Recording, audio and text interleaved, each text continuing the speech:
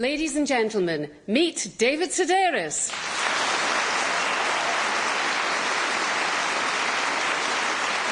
Thank you for listening to me on the radio. This is an essay that I had in the New Yorker maybe about a year ago, and it's called Active Shooter. It was spring, and my sister Lisa and I were in her toy-sized car, riding from the airport in Greensboro, North Carolina, to her house in Winston-Salem. "I'm glad you're here now and not 2 weeks ago," she said. "God, was I sick. It got so bad, I was having to wear underpants to Starbucks." This, in one sentence, is why I so love Lisa. She opens her mouth to tell you something, and you just don't know where to begin. "I had this terrible cold," she explained, "and whenever I coughed, I'd pee a little." She sensed me looking at her. Not buckets, but just, a few drops. "And why would you not wear underpants to Starbucks in the first place?" I asked. "Because I go in my pajamas." "Inside?" I asked. She nodded. "Speaking of which, I was there a few months ago and saw a lady with a monkey. I don't know what kind it was, but it was small, not much bigger than a doll, and was in a pink frilly dress. And it was just so upsetting to me. I wanted to go up to this woman and ask, 'What do you plan on doing with that thing once you lose interest in it?'" Like a lot of pet owners I know, Lisa is certain that no one can take care of an animal as well as she can. "Look at how that guy is dragging his Irish setter on that leash," she'll say, pointing at what to me just looks like a man walking his dog. Or if the dog is not on a leash, "That beagle's about to be hit by a car and his owner's not doing a thing about it." No one's spaniel has the shots it needs. Nobody's bird is eating correctly or getting its toenails trimmed to the proper length. What made you so sure this woman was going to lose interest in her monkey? Lisa gave me a look that said, "A monkey. Of course she's going to lose interest in it." And said, "A monkey. Of course she's going to lose interest in it." It was right around then that we came upon a billboard for a firing range called Pro Shots. "I think we need to go to that place and shoot guns," Lisa said. And so it was that on the following afternoon we arrived for our 3:00 appointment. I had assumed, for some reason, that a firing range would be outdoors, but instead it was situated in a strip mall next to a Tractor Supply store. Inside were glass display cases filled with weapons and a wall of purses a woman could hide a dainty pistol in. This was a niche market I knew nothing about until I returned to Lisa's house later that day and went online. There I found websites selling gun-concealing vests, T-shirts, jackets, you name it. One company makes boxer briefs with a holster in the back, which they call compression concealment shorts, but which I would call gunderpants.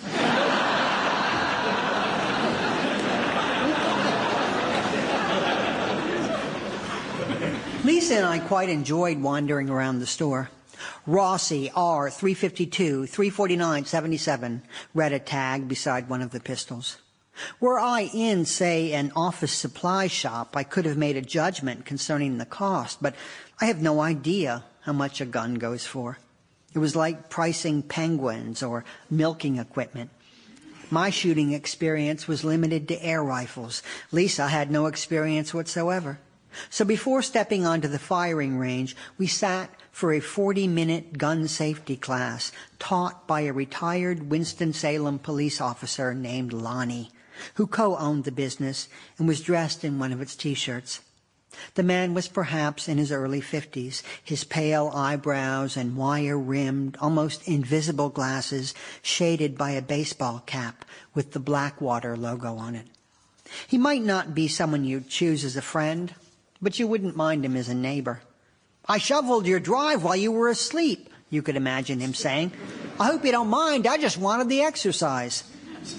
There was a classroom at the back of the store, and after seating us side by side at one of the desks, Lonnie took the chair across from me. "First thing you need to know about firearm safety is that most people are stupid. I don't mean you folks personal, but folks in general. So I have a few rules. Number one, always assume that every weapon is loaded. Lisa and I leaned back, wincing, as he laid 2 guns in front of us. One was a Glock something, and the other, the nicer-looking one, was a snub-nosed .38 Special. Now, are these loaded? He asked. I'm going to assume that they are, Lisa answered. Lonnie said, good girl. I found a gun once while cleaning someone's apartment in New York. It was under the bed, where the pornography should be, wrapped in a T-shirt, and it was in my lap before I realized what it was. Then I froze, the way I might have had it been a bomb. Eventually, very carefully, I nudged it back into place, wondering what the person who owned this looked like, for I had never met him. I used to think that guys with beards had guns. Then I realized, by asking around, that guys with beards had fathers who owned guns. It was amazing how spot on this was. I once met an Asian American fellow with a very sketchy goatee, no more than a dozen eyelash-length hairs on his chin. And when I guessed that his dad had bullets but no gun, he said, "Oh my God, how did you know?" This was before beards came back into style and everyone grew one.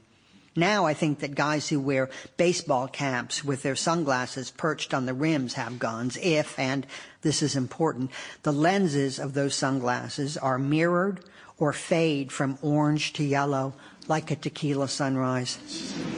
As for women, I have no idea. Lonnie had moved on by this point and was teaching us how to pick up our guns. Like most people raised with water pistols and dart-shooting plastic Lugers, we automatically reached for the triggers, a no-no in the big book of safety. These weapons absolutely cannot fire unless you tug that little piece of metal, Lonnie said. They can't go off if you drop them, I asked. Absolutely not, he told me. Almost never.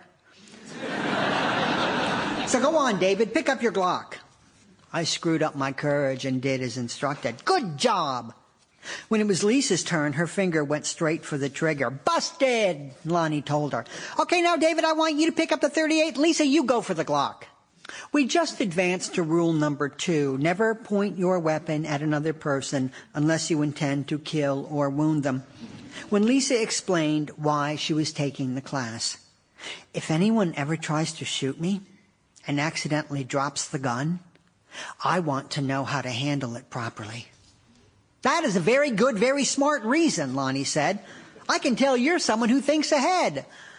Oh, you have no idea. Our safety session went a little over schedule, but still allowed us 10 minutes of shooting time, which, in retrospect, was more than enough.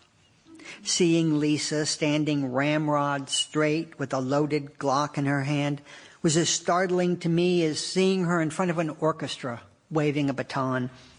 Her first bullet hit the target, a life-size outline of a man, and missed the bullseye of his heart by an inch at most. Where did that come from, I wondered. Good girl, Lonnie told her. Now I want you to plant your legs a little further apart and try again.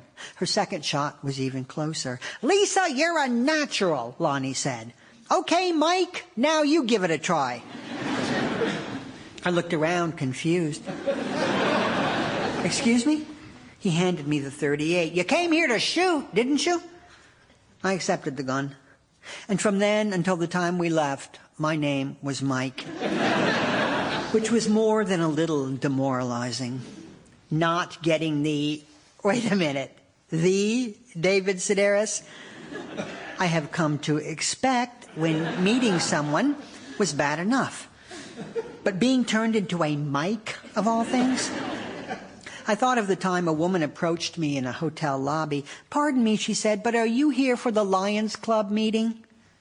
That's the Mike of organizations. Lonnie didn't forget my sister's name. On the contrary, he wore it out. Good shot, Lisa. Now do it with your left eye closed. What do you say, Lisa? Ready to give the .38 a try? Do I have to? She asked. The fact was that both of us were already bored.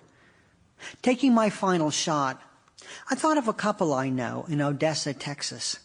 Tom repairs planes, so he and Randy live right there at the airport in a prefabricated house beside the hangar he works out of. One night, late, a large, crazy-looking man who turned out to be an escaped mental patient drove through the high, chain-link fence surrounding their property and pounded on their door. "I know you've got my mother in there," he shouted. "I know you're holding her hostage, you bastard." It was insane, the things he was saying, but there was no dissuading him of it. Tom and Randy were on the other side of the door, bolstering it with their bodies, and when it started to come off its hinges, Tom ran for his pistol. "You have a gun?" I asked, surprised, I suppose, because he's gay. Tom nodded. I fired it where I thought his knees would be, but he was bent over at the time. So the bullet went into his neck. It didn't kill him, though. Enraged, the escaped mental patient got back behind the wheel and drove through the massive garage-style door of the hangar. Then it was out through the back wall and onto the tarmac, where he made a U-turn and drove into Tom and Randy's house. "Wait," I said, "this is like a movie where the villain refuses to die." "I know," agreed Randy, who directs his local arts council. "I'm the pacifist in this relationship, never held a gun in my life, but there I was while this madman was driving past my chest of drawers shouting, 'Kill him!'" As Tom aimed the gun, the guy passed out from blood loss, and not long afterward the police showed up. By then the door was hanging by a thread and had bullet holes in it. The hangar was practically destroyed, and there was a stolen car at the foot of their bed. This, I thought, was exactly why people bought guns. The NRA could have used their story as a commercial. Who would I want to shoot? I asked myself, looking at the silhouette in front of me and wondering if there was also a female version. Of course, it wouldn't have mattered who I imagined killing. The bullet I fired was so off the mark, my only hope was that my enemy would laugh him or herself to death. At the end of the session, Lonnie pulled in our target and wrote Lisa's name above the bullet hole that came closest to the heart. Above the one that was furthest away, he wrote, "Mike." Then he rolled it up and handed it to us as a souvenir. Later, as I paid, Lonnie said that North Carolina had pretty good laws. "We're a very gun-friendly state," he said. I told him that in England, a man was sent to prison for shooting a burglar who was breaking into his home, and Lonnie's jaw dropped. It was like I'd said that where I live, you have to walk on your hands between the hours of 6 a.m. and noon. "Now that's just crazy," he said. Turning to the fellow next to him, he asked, "Did you hear that?" Then he turned back to me. "I'm telling you, Mike, sometimes I don't know what this world's coming to." In the glass case below the counter were a number of bumper stickers, one of which read, "Pro Shots, Pansies Converted Daily." That used to be on their billboard until gay people complained, Lisa told me as we walked out the door. I'm not a person who is easily offended. There's a lot I don't like in this world. There's plenty of stuff that makes me angry. But the only things I can think of that really offend me, that truly affront my sense of decency, are cartoons in which animals wear sunglasses and say awesome all the time. That, to me, is crossing the line. It's not because the animal in question, some rabbit or bear or whatever, is being disrespected, but because it's training children to be mediocre. Calling gay people pansies is just meh in my book. What was that reason for taking the class business all about? I asked Lisa as we crossed the parking lot to her car. What makes you think that your attacker is going to drop his gun? She unlocked her door and opened it. I don't know, maybe he'll be wearing gloves and lose his grip. As we pulled away, I wondered if depressed people ever took the safety class and turned the guns on themselves once they got on the firing range. It would be more practical than buying your own Glock or .38, and there'd be no mess, I said. At least not in your home. Seeing as how you don't pay until the end of the session. It wouldn't cost you anything. Except, your life. Lisa considered this. I always thought that before I committed suicide, I'd first kill Henry. She was referring to her parrot, who could easily live to be 70. Don't get me wrong, I love him to death. I just don't want him to be abused once I'm gone. I thought he went to me after you died, I said. Lisa signaled for a turn. You just lose interest in him. Not long after we took our safety class, Sandy Hook happened. 2 months after that, ProShots emailed a Valentine greeting. It was a photo of a heart shape made of weapons. There were pistols and semi-automatic rifles, even hand grenades. I read that after the shooting, gun sales went up, the fear being that President Obama was going to repeal the Second Amendment. The same thing happened after that guy opened fire on a movie theater in Colorado, and after the massacre at the Emmanuel African Methodist Episcopal Church in South Carolina. It's so foreign to me, wanting to own a gun, especially the kind you'd use in a war. I don't know why, but shooting just doesn't appeal to me. I tried it that one time with Lisa, and don't feel the need to ever do it again. People on YouTube blow away bowling pins and old toaster ovens in their backyards, and I just don't get it. I've never thought to stalk and kill my own food. I don't worry that a race war is coming, and I need to arm myself in advance of it. Neither am I concerned that an escaped psychopath is going to break down my front door in the middle of the night. Things like that clearly happen, but I just as soon prepare by having a back door. Where I live now in the UK, it's hard to get a rifle and next to impossible to secure a handgun. Yet somehow, against all odds, British people feel free. Is it that they don't know what they're missing? Or is the freedom they feel the freedom of not being shot to death in a classroom or shopping mall or movie theater? Of course, stabbings here are through the roof, but with a knife you're not going to kill more than a few people at the time. Then, too, there's not a movement built around bladed weapons the way there is around firearms. I've yet to see a bumper sticker picturing a fencing sword and the words, "Come and take it," or "Think twice, because I won't." A few days after Sandy Hook, I went online and saw an ad for the Bushmaster, one of the weapons used by Adam Lanza. It was a picture of the assault rifle above the words, "Consider your man card reissued." Every school shooting is different, but the same. We see the news footage, the crying children, the flowers and teddy bears in a pile getting rained on. There are reports that the community is healing, and then it's on to the next one. The solution, according to the NRA, is for more people to have guns. When, following the mass murder in Parkland, Florida, President Trump proposed arming teachers, I called Lisa, who sounded skeptical. "Wait a minute," she said. "Where did you read this?"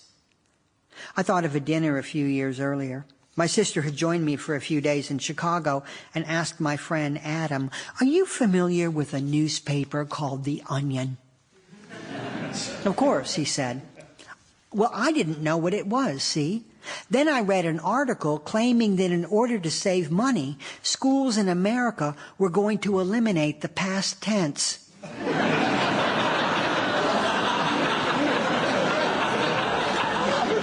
After I finished it, I phoned my husband and told him this is the last straw.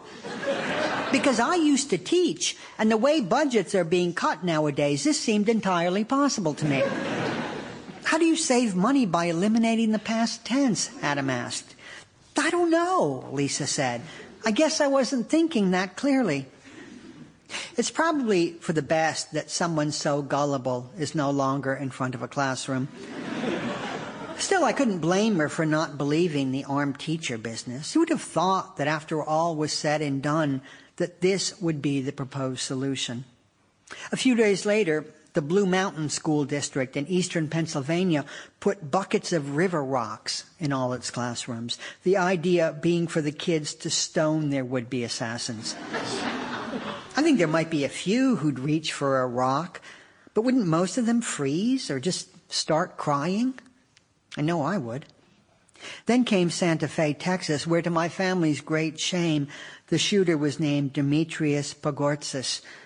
We felt the way Korean Americans likely did after Virginia Tech. Oh no, we said. He's one of us. Luckily, the state's lieutenant governor was casting blame on the number of exits and entrances the building had, rather than on, say, grease. The school that I taught at is now holding active shooter drills, Lisa told me. That's where the students, and mine were third graders, turn off the lights and hide in dark corners. She sighed. I'm just glad I got out when I did. When my sister and I were young, during the Cuban Missile Crisis, we had atomic bomb drills. You'd think our teachers would have led us to shelters 12 stories underground, but instead we were told to crouch beneath our desks. What were we thinking, kneeling there with our hands atop our heads? Did we believe the bombs might, at the very most, blow off a few ceiling tiles, and that after the attack we'd return to our homes and find everything just as we had left it, our parents, our pets, dinner waiting with maybe a little dust on it? Being shot is easier for a child to wrap his head around. If you've got a TV in your house, you know what a gun is and what happens to people when they're hit with bullets. You might not have a clear concept of death, its permanence, its refusal to be bargained with, but you know it's bad. The atomic bomb for us at the time, with Lisa in the second grade and me in the first, was just an abstraction. So when I'd see my sister on the school bus at the end of a drill day, in a dress and patent leather shoes, her hair just so, looking far more elegant than she ever would as an adult, I didn't feel relieved so much as excited the way kids that age are when they're released into the world at the end of the day. Oh, to be alive and free.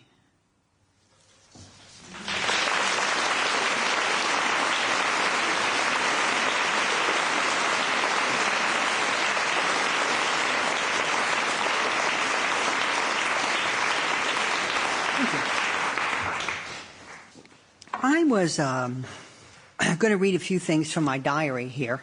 July 18th, 2018, Newcastle. At last night's Q&A, a man stood up and identified himself as a maths teacher in Sunderland. So I look out my classroom window one afternoon and see a girl picking up rubbish in the schoolyard. I said to her later, I saw what you were doing, and I applaud you for it. She told me that her whole family collects trash off the ground. Then they throw it out the window when they come to Newcastle.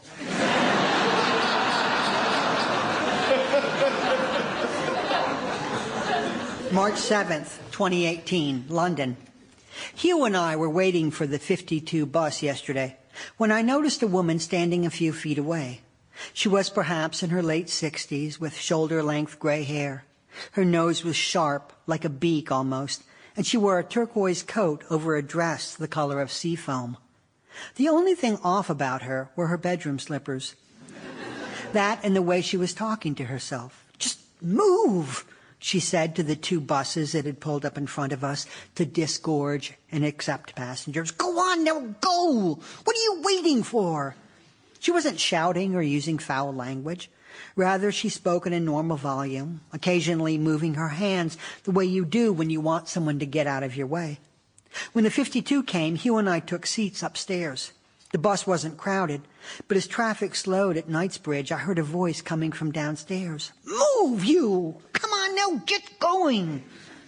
The woman was not easy to make out, especially when we came to a construction site, so I raced downstairs in order to hear her better.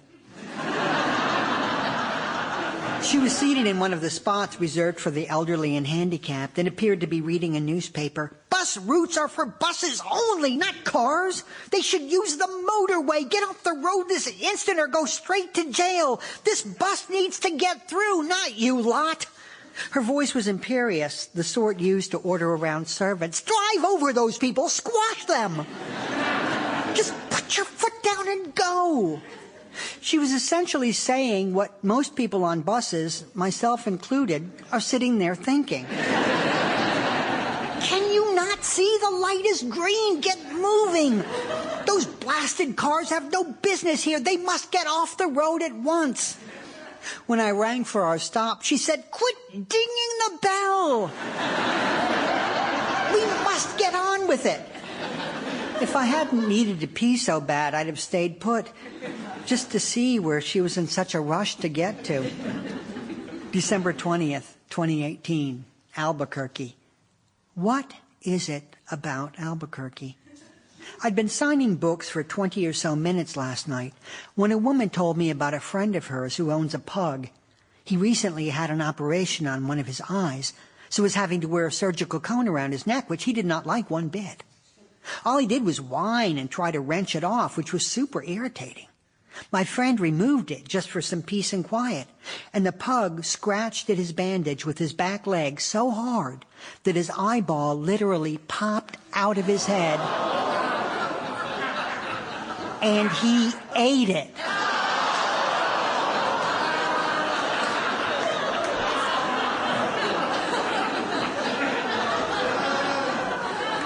I made all the appropriate noises and facial expressions. Horror, delight, horror again. And the woman said, I knew you'd love that story. She got that right. All night long I repeated it. That is so interesting, said a woman I met a few hours later.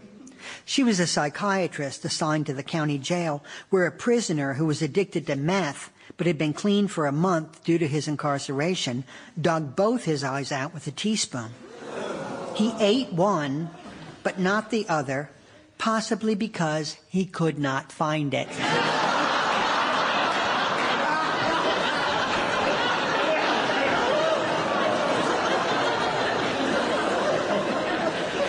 I repeated the dog and the human story to someone an hour or so later, and she told me about another man, not a prisoner, who also dug his eye out with a spoon. He was convinced there was a camera behind it, she said. So was there, I asked? Because after all that effort, you kind of want the guy to have been right. Later still, I met a woman with a friend who's in a gay gardening club called Fruits of the Earth. Albuquerque. Meet David Sedaris was written and presented by David Sedaris. The producer was Steve Doherty, and it was a Giddy Goat production for BBC Radio 4. Ladies and gentlemen, meet David Sedaris.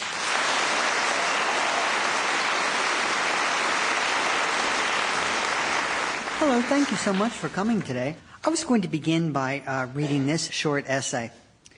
In June of 2017, on tour at a bookstore called Politics in Prose in Washington, D.C., a woman in the audience raised her hand. Yes, she said, what do you think of Donald Trump? The audience groaned in a way I'd become familiar with. It was a noise that meant, honestly, can we not go 2 minutes without hearing this guy's name? Trump had been president for 5 months by that point, but had been a regular fixture in the news, inescapable, really, since midway through the Obama administration, when he started all his birther nonsense. Oh, I said, that's not the sort of thing I normally write about. Yes, but what's your general opinion of him? Again, I said something non-committal, maybe. I probably feel the way most people in this room do. The woman continued to push. Yes, but what does that mean? It means, I said, my patience worn out, I'd like to build a time machine, go back 70 years, and smother him in his crib. How's that? The woman, who never identified herself as a CNN journalist, then tweeted, David Sedaris at Politics in Prose just said he would like to build a time machine and smother Donald Trump in his crib. This got picked up by a conservative blog called The Gateway Pundit, and by the time I returned to my hotel after the book signing, I was receiving death threats. Not that I took them seriously or even read them. I'm not on social media, so knew nothing about it until the following morning when my publicist called. A week or two earlier, the comedian Kathy Griffin had posted a photo of herself holding a wax replica of Donald Trump's severed head, and it hadn't gone well. Since the picture was released, she'd lost a significant amount of work and was being hounded by some of the president's more vocal supporters. We're talking about what I do with a time machine, I said to my publicist. People do know those don't really exist, right? After she and I hung up, my lecture agent called and suggested I write a statement that could be released to the press if the story continued to grow. And so, reluctantly, I did. I am very sorry, it began. I misspoke. Instead of building a time machine, going back 70 years, and smothering Donald Trump in his crib, I'd go back a little further and convince his mother to have an abortion. I'm not big enough to inspire Kathy Griffin levels of outrage, so my story died out and my statement was never released. The end result, oddly, was that it brought me closer to Donald Trump. For now, I hated CNN as much as he claimed to. If nothing else, the incident was a good reminder that you're never just talking to a room full of people. Not anymore. There's always someone taping you or photographing you, always someone posting what they took on their Twitter or Facebook or Instagram page. A number of people I happen to know, people I thought of as normal, have no problem pulling out their iPhones and photographing complete strangers. They don't ask permission. It's as if they're taking pictures of statues. Who gave you the idea you can treat people that way? I always wonder. It's embarrassing when they do it to celebrities, but even worse when it's just some person with an unflattering hairstyle, someone who's remarkably overweight or bent over with their butt crack showing. It's creepier still when it's out-and-out spying.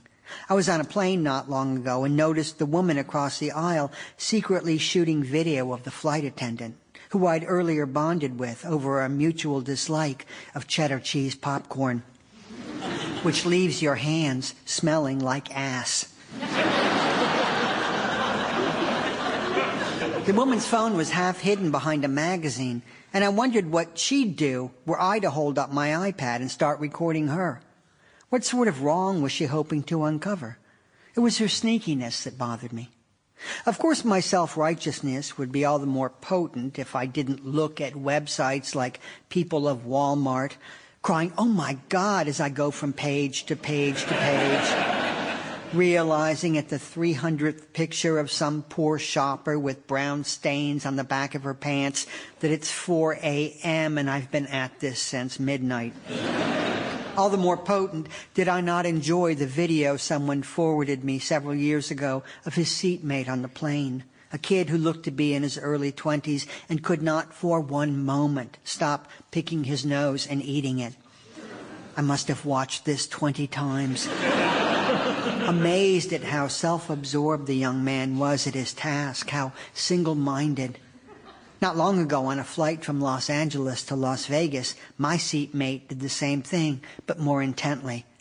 The guy picked the crust from the corners of his eyes, considered the twin golden nuggets for a moment, and then popped them into his mouth. Then it was on to his tasty earwax. His nose was the obvious goldmine, though. And again, what killed me was a brief glance he gave each fingerful. It was a look that said, "I'm going to eat you." My seatmate was oblivious to everyone around him. It was as if he were alone, the only person left on Earth. We were in first class, and when the flight attendant approached him with the snack basket, I was tempted to intercept her, saying, "That's okay, he's full." As repulsed and captivated as I was with this guy, it never occurred to me to secretly film him. Does that mean I'm just a tiny bit decent? Or just that I'm old and don't have a Twitter or Facebook or Instagram account? The Washington Post recently ran video of a Virginia man who got angry over the straw situation at his local McDonald's and physically attacked the young woman behind the counter. A customer saw it happening and pulled out her phone, sounding very heroic when she was later interviewed about it. "I saw this happening, and I knew." In the comment section, someone pointed out that the actual heroic thing to do in a situation like this is to stop the man from beating the young McDonald's employee, or at least to use your phone as an actual phone and dial 911.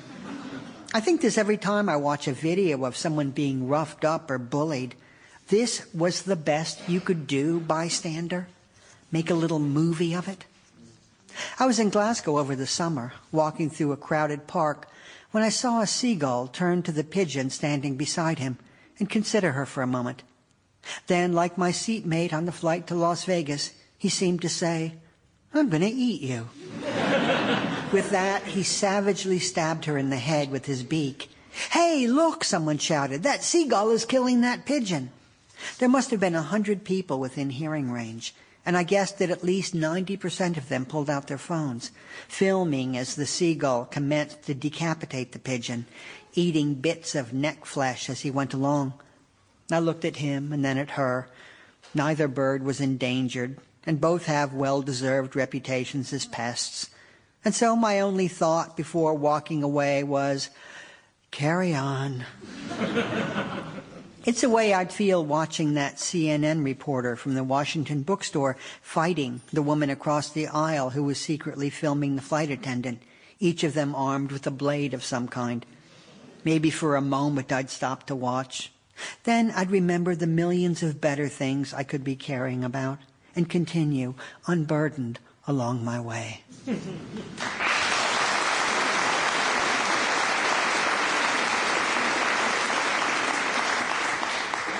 That just occurred to me, a seagull and a pigeon, and then I said unburdened. I didn't mean to do that. This is another essay from my book Calypso, and it's called Boo Hooey. If there's one thing I can't stand, it's people talking about ghosts. You wouldn't think this would be that much of a problem. Who are you hanging out with, for God's sake, someone might ask. Camp counselors? But even friends I thought of as normal have something to say when the talk, as it invariably does, turns to haunted houses, or apartments, or dorm rooms, or second-hand suitcases.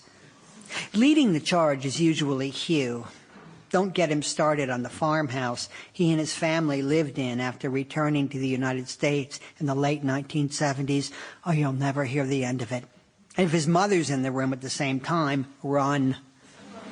Though they sometimes argue over whether this particular ghost was wearing a red dress or a blue one with tiny checks, they're generally in accord over her haunting style. She wasn't a chain rattler. She wasn't aggressive, but neither did she keep out of sight. The poor thing, Hugh's mother says, trapped between one world and the next. It can't be easy. There must be spirits in your house, people say when they visit Hugh and me in England. A place this old has got to be crawling with them. Nope, I'd say. Sorry. I thought the ghosts these people were referring to would have died in one of the bedrooms. A consumptive child, maybe, or a grandmother with buckshot wounds. But according to my sister Amy, who heard it from a reliable source, spirits can just as easily be brought in. They travel in antiques sometimes, she said. Like dressers and corner cupboards, I asked. Or picture frames or candlesticks, she explained. They can attach themselves to just about anything. That's why a lot of people won't wear vintage clothes. I thought she was making this up, but it's a real thing, apparently. Dry cleaning doesn't kill them, I asked. They're not bed bugs, Amy said. They're ghosts. Hugh claims the reason I've never seen one is that I'm not perceptive enough. This is his way of telling me that I'm self-centered, suggesting that if I weren't so concerned about, for example, meeting my daily Fitbit goal, I'd realize there's a 600-year-old milkmaid living in our silverware drawer. He's saying that he, his mother, and all the other people who detect flickering shadows on their bedroom walls are special in a way that I am not. And what about people who see pixies, I ask. Well, they're just crazy, Hugh says. If there are no ghosts in your home or office, If your parking deck and tool shed are spirit-free, you don't have to feel left out. There are any number of places that advertise themselves as haunted, inns and such. "Did you see Headless Hazel?" the owners ask over breakfast, no doubt silently chuckling as guests cry, "I did! She was at the end of the hall when we came up from dinner last night, stabbing a doll with a knitting needle." I refuse to support the poltergeist industry, so would sooner sleep in a cardboard box than at the Belgrove Plantation or the Albert Shafsky House or any of the other places listed in the 100 most haunted hotels and B&Bs in America, none of which is named the Scariot for some reason. The number 2 thing I can't stand hearing about are dreams. "How did you sleep?" I'll sometimes ask you.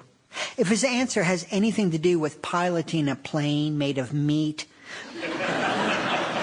or holding a poker chip the size of a trash can lid to a sea lion with Yoko Ono's face, I'll either put my fingers in my ears or walk out of the room. That said, I do believe that the dead can visit us in our sleep, though not in anything I'd call a dream, and not in a form I'd consider in any way ghostly. Take my mother, for instance. Every time I see her, she's seated at a table in an otherwise empty room. She's never outlandishly dressed. She's not transparent or oversized or tiny. The tone of our visits is almost formal. She asks how things are going, and I answer the same way I would if I were awake. Like, for example, when I quit smoking, she wondered what was new, and I held up my empty hand. "Wow," she said, noticing the cigarette that wasn't there. "How'd you do that?" The longest she ever quit for was 2 weeks. "I just wasn't strong enough to put it behind me," she said. Well, I told her, don't beat yourself up over it. I suppose it was all part of what made you, you. In our visits, my mother is only 62, the age she was when she died. In 1991, that seemed old to me, though now, of course, I'm there myself. Soon I'll overtake her. And how strange will that be, to have a mother young enough to be my daughter? When that day comes, will I think her naive? What do you know about being old, I'll ask, me with the white hair, or likelier still, bald? You never even reached retirement age. Already there's so much she's missed out on. Email, ISIS, reality TV shows. My niece, Madeline. I have to watch what I say, otherwise I spend half my visit explaining what something is. They're pictures you take of yourself with a phone and send to people you no longer communicate with by talking. When it's time for my mother to go, she stands up and brushes her hands on her skirt. Sometimes she has her big beige purse with her, and sometimes not. Her hair is always done. She's made up and has her octagonal glasses on. We hug, and then she leaves, not eagerly, but not regretfully either. It's the same with Tiffany, though she tends to stand rather than sit. My sister was never what you'd call a big listener, but in my sleep, she's all ears. Really? She'll say, then what happened? In fact, we never talk about her, just me. That's how you know it's a dream, Amy says. But it's not. It's real. I'm not alone in this. It happens to other people as well. And unlike with a nightmare or a ghost story, I don't mind hearing about it. I talked to my dad last night. He will tell me at least once a year. Give me the details, I'll say, as I liked his father. Sam could be intimidating, but he was an original thinker when it came to politics. Did he talk about the election, I'll ask? Oh, he must be furious. I can never predict when Tiffany or my mother will show up. I can't conjure them, nor can I control how long they stay. The following morning, I'll feel content, recharged. When I think of Mom or my sister the day after a visit, I remember only the good times and wish it could always be this way. I don't like recalling their faults or the arguments we had. Though with my mother, there were only a handful, and they were usually over within an hour or so. I wonder if, after I'm dead, I'll be able to visit people the way my mother and sister can. It's nice to think I could drop in on Hugh and tell him to keep his chin up. I've told him 1,000 times that after I'm gone, he needs to find himself a new boyfriend. I've even identified some. The first two, okay, maybe I didn't put enough thought into them. Are you kidding, Hugh said, when I pointed out Gilles. Him? Well, he speaks French, I said. That's not enough to make me want him, for God's sake. I mean, he wears aftershave. The second was a wrong move as well. Way too finicky. But he is good-looking, I said. What do I want with a good-looking boyfriend, Hugh asked. Right, I said. Thanks. The latest one, though, a sheep farmer named Duncan. This time I'm really onto something. It's true that he's currently living with somebody, but at this point, so is Hugh. There's no telling what might happen between now and when I die. I say maybe Duncan's boyfriend will hit me with his car while driving drunk. I'll be killed instantly. He'll be sent to prison for manslaughter, and wham, the two of you are set.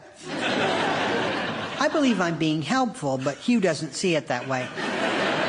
In fact, it infuriates him. Don't you want me to be happy after you die, I ask. No, he says. I want you to be alone and miserable. And if you do find someone, I'm going to return from the dead and haunt you.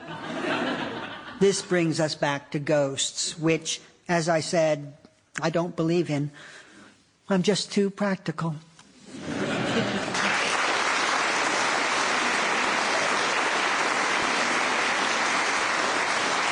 Thank you.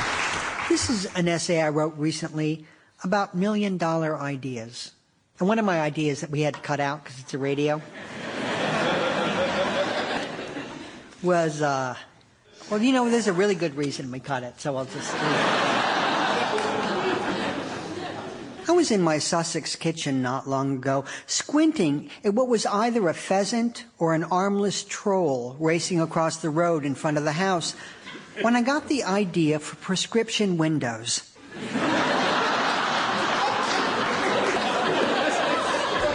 They'd be perfect for people like me who don't want to wear glasses indoors. And so I mentioned them to my friend Ingrid, who said, "Oh, that's brilliant." She's one of those women who'll support you in just about anything you do. Slap some cheese between two slices of bread, and it's, "My God, you're amazing." Calm down, I sometimes want to say. I didn't invent the sandwich. I just did what others before me have done. This time, though, I felt the praise was justified.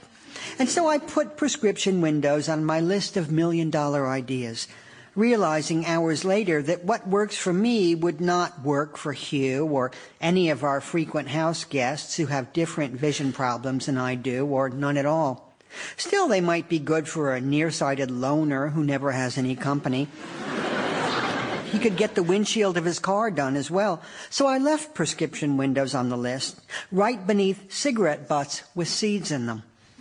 That's an idea I came up with a few months ago, and a good one, as so many smokers throw their tail ends out the car window or drop them on the ground. Think of the trees and flowers that could come from their littering. Also on my list is a ride-sharing company for Hasidic people on the Sabbath, Juber. And a dried halal sausage I would market as Islami. All I do is think up ways to make money. It's crazy. I only started keeping my list a couple of years ago. A shame, as so many good ideas have been forgotten over time. My fault entirely. Drugs. The first thing I put on was a takeoff of those Livestrong bracelets, the cheap rubber band type thing started by Lance Armstrong to raise awareness for testicular cancer. The initial ones were yellow, and the idea was copied almost immediately. Within months, they were blue and green and purple and orange, commemorating everything from premature memory loss to children who have died swallowing glass. They're just a fad, I thought, incorrectly, as these rubber bracelets are still a thing, especially in Middle America. My million-dollar idea is to make them in every conceivable skin tone and to embed short hairs in them. These can be harvested for free at barber shops or places that offer Brazilian waxes. And when the right person wears the right color, the bracelet will be essentially invisible. A gag, and not an unattractive one. Manufacture these things in China or India for pennies apiece, sell them for $5, and bam, you've got $1 million. Next on my list is diet wine. Someone recently told me it already exists, but I'm sure I thought of it first. Inspired by a Starbucks employee I met a few years ago who told me about a woman who came through her line and held up a $4 bottle of Ethos, asking, "Is this diet water?" Americans will buy anything diet. My final idea is a book about financial disorders. It's a term I've never heard anyone use, though I don't know why. I don't mean money problems. I don't mean being broke. To my mind, an eating disorder isn't just anorexia or bulimia or that thing where you chew your food and then spit it into a bucket. It's also that time right after a diet when you think, why did I eat those 8 potato chips?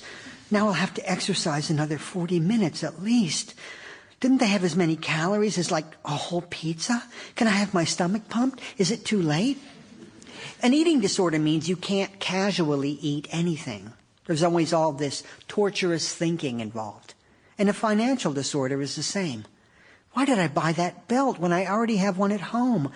Why did I give money to a charity I can't write off because their mission is to kill people? When I think of it, I know very few people who don't suffer from some sort of financial disorder. Some, like my father, are just plain cheap. When my niece was born, I decided to start a college fund for her. I put up $5,000. Then my dad threw in $50. I told my brother it was from the both of us.